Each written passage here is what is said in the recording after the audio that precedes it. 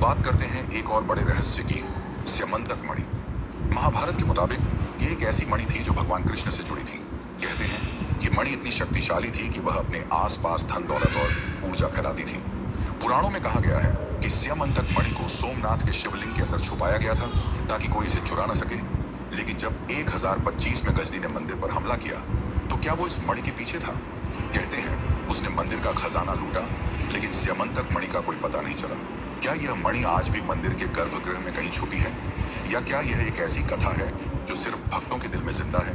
और अगर यह मणि सच में यहाँ है तो क्या इसकी शक्ति आज भी मंदिर के आसपास महसूस होती है? फिर आता है सोमनाथ का वो रहस्य जो दुनिया भर के वैज्ञानिकों को हैरान करता है, बाण स्तंभ।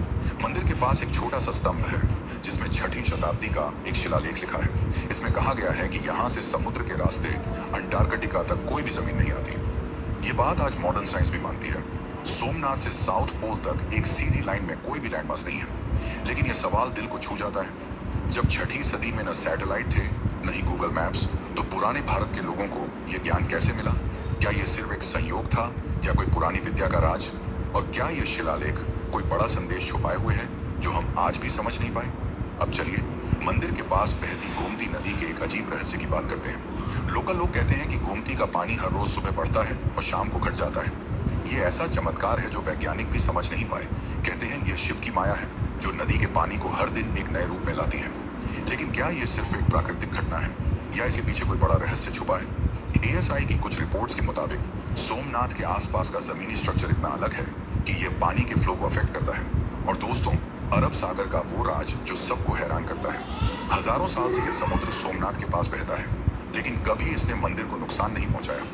कई तूफान आए, समुद्र के उफनते पानी ने दुनिया के कई हिस्सों को तबाह किया, लेकिन सोमनाथ अपनी जगह पर अडिग रहा।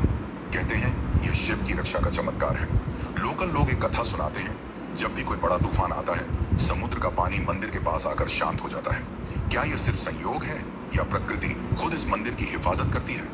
और अगर यह सच है तो क्या मंदिर के नीचे कोई ऐसी शक्ति है जो समुद्र को भी रोक लेती है? अब एक और बड़ा राज, 2020 की वो खुदाई जो आईआईटी गांधीनगर के पुरातत्व एक्सपर्ट्स ने की। उन्होंने ग्राउंड पेनिट्रेटिंग रडार का इस्तेमाल करके मंदिर के नीचे एक 3 मंजिला इमारत का पता लगाया। एएसआई की रिपोर्ट्स के मुताबिक ये ढांचा शायद हजारों साल पुराना है, लेकिन इसका असली समय या मकसद आज भी एक राज है। क्या यह वो पुराना मंदिर है जो सतयुग में चंद्रदेव ने बनवाया था, या क्या यह कोई सीक्रेट टेम्पल का हिस्सा है जो इन्वेडर्स से छुपाया गया था? और अगर यह इतना पुराना है तो क्या इसमें स्यमंतक मणि या कोई और खजाना छुपा है? ये सवाल आज भी वैज्ञानिकों के लिए एक पहेली बना हुआ है। और एक बात, स्कंद पुराण के मुताबिक सोमनाथ मंदिर का नाम हर युग में बदला। सतयुग में इसे सोमनाथ कहा गया, त्रेता युग में प्राणनाथ, द्वापर युग में भैरवनाथ और कलयुग में फिर से सोमनाथ। लेकिन पुराण कहते हैं कि भविष्य में यह प्राणनाथ के नाम से जाना जाएगा।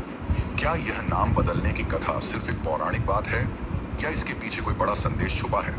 और क्या यह मंदिर भविष्य के लिए कोई बड़ा राज रखता है? तो दोस्तों, ये थे सोमनाथ के वो रहस्य जो दिल और दिमाग दोनों को छू जाते हैं। लेकिन ये कहानी यहीं नहीं रुकती। आगे हम जानेंगे कि